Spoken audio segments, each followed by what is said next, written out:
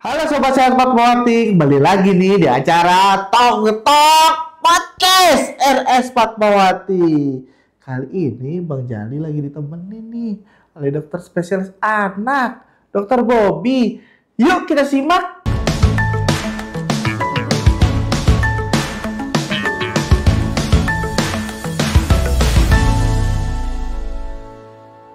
Halo, selamat datang Dokter Bobby. Halo Bang Jali. Dokter Bobby, dokter spesialis anak ya dok ya. Iya. Dok, mau nanya nih dok.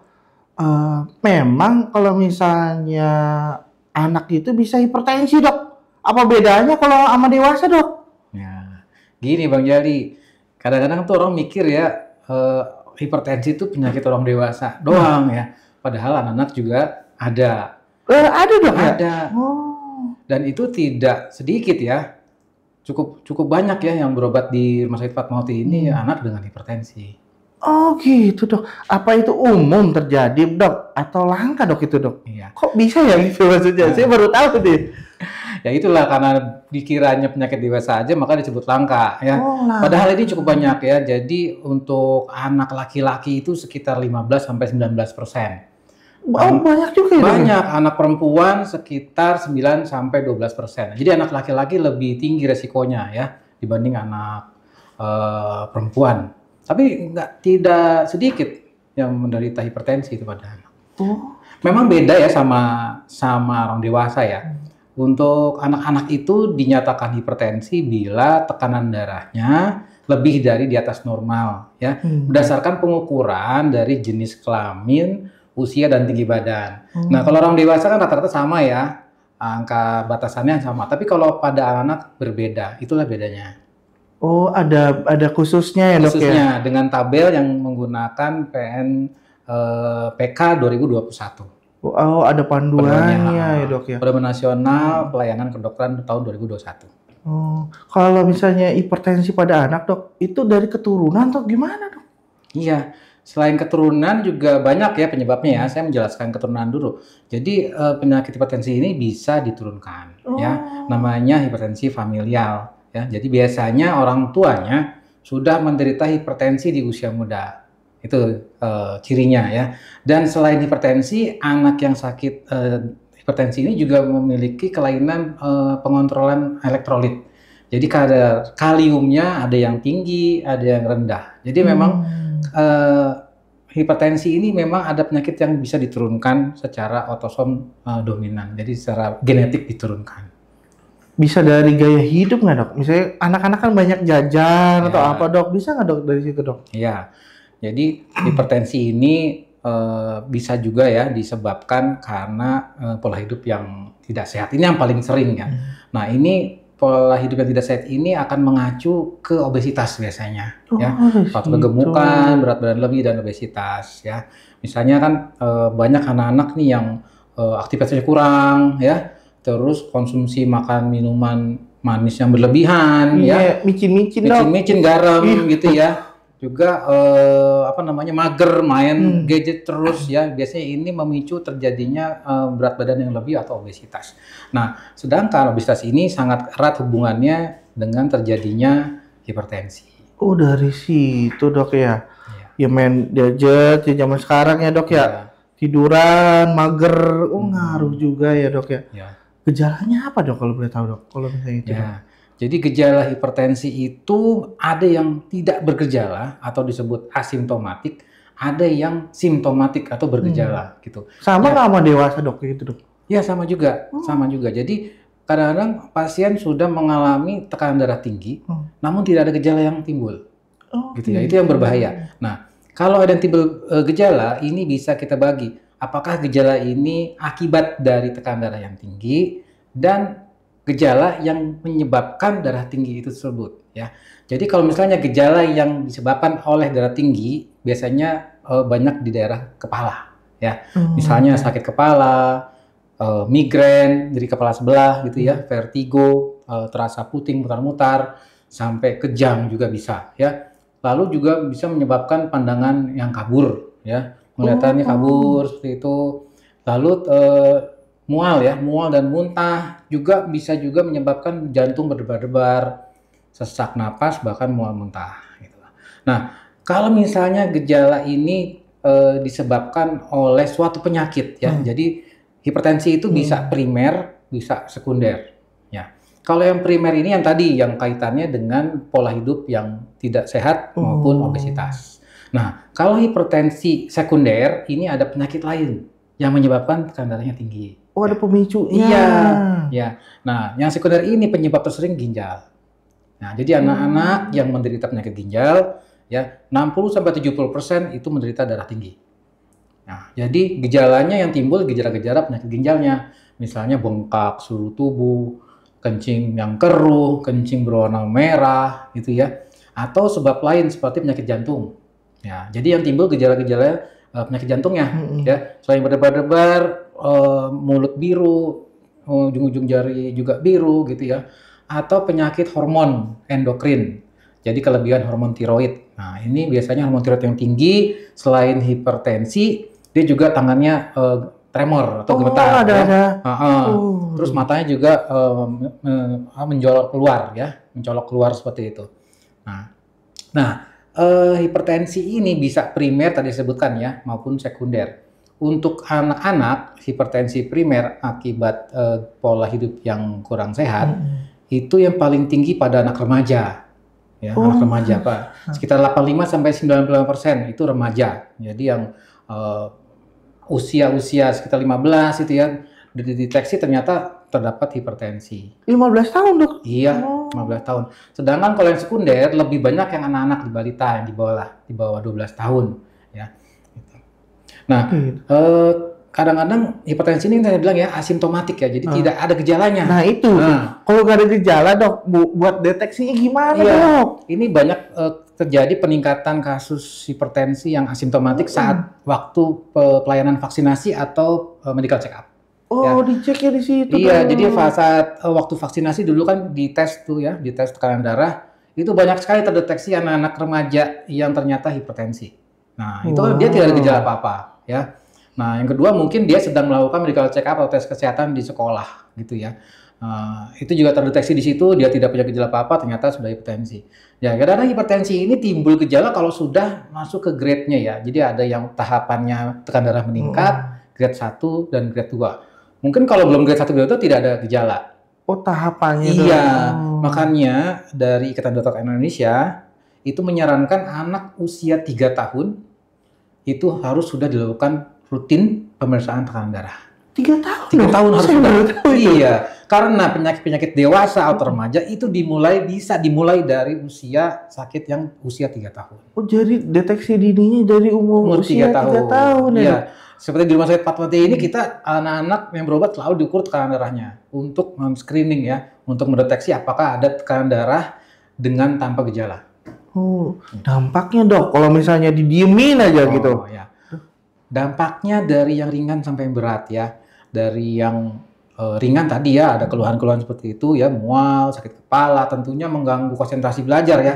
Konsentrasi belajar, gangguan makan, bisa yang terberat ya, bisa sampai kejang, stroke, lagi pecahnya pembuluh darah. Stroke Dok? Iya, karena tensinya terlalu tinggi ya, tekanan darah terlalu tinggi. Juga bisa terjadi penyumbatan jantung koroner. Ya, bahaya kan itu ya? Bahaya sampai ke gagal ginjal kronik kalau tidak diatasi dengan baik. Wah, vital semua ya Dok. Iya, gagal ginjal kronik itu berujung akhirnya ke cuci darah, hemodialisis. Itu Dok. Ya Dok, kalau misalnya kayak gitu ada sakit hipertensi, apakah mempengaruhi tumbuh kembang Dok? Iya, udah pasti ya Bang Jali ya. Iya. Kalau kepalanya sering sakit gitu ya, sering masuk ke rumah sakit untuk dirawat, tentunya tumbuh dan kembangnya pasti akan terganggu ya, baik itu dari pertumbuhannya dia, berat badan itu dia, banget, Dok, iya. dan perkembangan dia ya, jadi dia belajarnya juga akan menurun prestasinya. Oh. Pastinya akan mengganggu tumbuh kembang si anak yang secara kognitif juga ya Dok ya? Iya, secara kognitif juga. Jadi daya tangkapnya gitu Dok? Iya. Ya Dok, peran orang tua nih Dok. Biasanya kan anak nggak akan terlepas dari orang tua Dok. Bagaimana Dok? Oke, ya peran orang tua ini sangat penting ya. Tentunya pencegahan ini lebih baik daripada pengobatan ya. Jadi untuk sebagai orang tua ingat harus mulai sekarang mengetahui apakah anak mengalami atau memiliki faktor resiko. Faktor resiko terjadinya hipertensi, yang tadi ya, obesitas, obesitas atau kegemukan. Lalu anak yang dulu riwayat berat lahirnya rendah. Jadi waktu lahir ya tidak normal waktu lahirnya. Itu ya dia punya potensi untuk menderita hipertensi di kemudian hari. Lalu bayi prematur. Ya, bayi prematur juga memiliki resiko ya terjadinya itu. Lalu familiar hipertensi, apakah memang dari orang tuanya sudah ada? Ya, itu juga harus diketahui. Lalu konsumsi makanan-makanan nih ya, makanan-makanan kalau misalnya selalu seneng banget mengkonsumsi makanan yang manis gitu ya, atau mecin-mecin gitu ya. Nah, itu juga harus diwaspadai gitu ya. Ingat ya, kita memang memerlukan, anak-anak memang memerlukan gula. Memang bukan.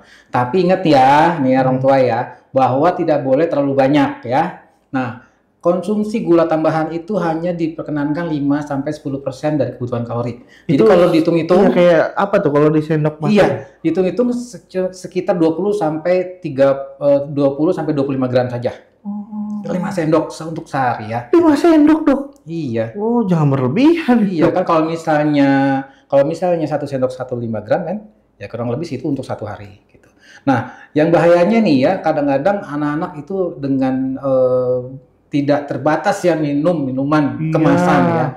Coba nih ya, coba orang tua ya, ayah bunda dilihat kalau membelikan suatu produk minuman, lihat kemasannya. Itu kadang-kadang kadar gulanya itu sudah 8 gram atau 22 gram. Bayangkan, sedangkan kan kita dibatasi 25 gram ya. Nah, satu kemasan aja sudah 22 gram. Nah, 20 gram itu berarti sudah tinggal sisa sedikit lagi untuk konsumsi dia. Artinya kalau dia melebihi dari itu, udah pasti dia akan kelebihan berat over badan. ya dok ya? Iya.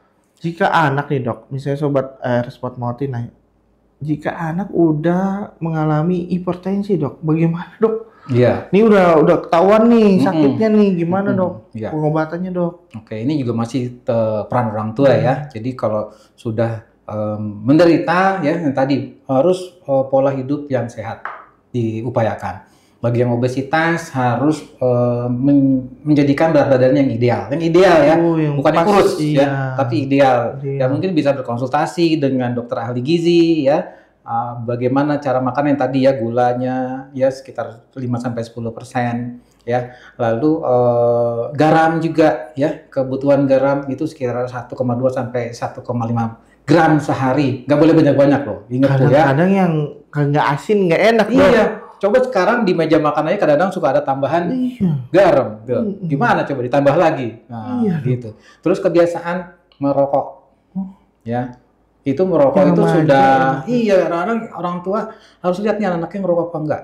Ya, karena merokok itu bisa meningkatkan angka sistol dan diastolik. Jadi tekanan darah itu kan ada sistol dan diastolik ya. Bisa juga nggak dok dari orang tuanya yang ngerokok dok? Iya, kan nanti orang tuanya merokok dia jadi ikut-ikutan, bisa juga ya. Asapnya gitu dok? Iya, asapnya bisa secara langsung, tak langsung juga bisa. Lalu kopi, ya sebenarnya kopi tidak dilarang, bagus. Cuman kalau kelebihan juga itu juga kurang bagus untuk tekanan darah tinggi. Dan obat-obatan, ya obat-obatan ada yang mempengaruhi tekanan darah juga sehingga dia meningkat, ya. Misalnya obat-obatan pseudoephedrine itu ada di jenis obat flu. Nah, hati-hati ya. Jadi misalnya apa-apa dikit-dikit minum obat flu lah itu tekanan darahnya bisa tinggi nanti. Gitu dok. Nah, sekarang bagaimana mengenai obat? Nah, ini penting juga nih ya, ayah bunda. Kadang-kadang orang tua berpikir kalau sakit, sekarang sering banget googling atau browsing ya. Iya. Dia ngobatin sendiri gitu, ngobatin sendiri. Nah, untuk obat-obatan tekanan darah, untuk satu pasien ke pasien yang lain itu belum tentu sama. Ya, misalnya anak A obatnya ini 1, obat B obatnya 2 gitu. Nah, kadang-kadang kok beda ya? Ya, karena tergantung dari etiologinya. Ya, karena etiologinya apa, maka obatnya juga berbeda. Jadi jangan ya, ingat ya, jangan ngobatin sendiri ya. Jangan ngobatin sendiri. Kadang-kadang ikut tetangga pakai obat ini gitu. Ini sakitnya begini dicocok-cocokin gitu dong. Jangan ya, harus konsultasi ke dokter. Nah, obatnya masing-masing itu berbeda. Dan jangan suka berhentiin sendiri. Itu yang paling sering ya.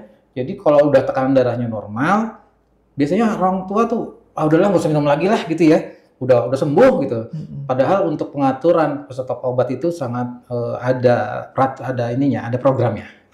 Jadi pertama harus dipantau dulu 6-8 minggu ya. Bila dalam setahun sudah bagus baru boleh diturunkan oleh dokter. Ingat, tidak boleh langsung diberhentikan karena bisa menyebabkan tekanan darah yang tiba-tiba melonjak lagi. Oh, langsung naik lagi ya, Dok ya. Gitu.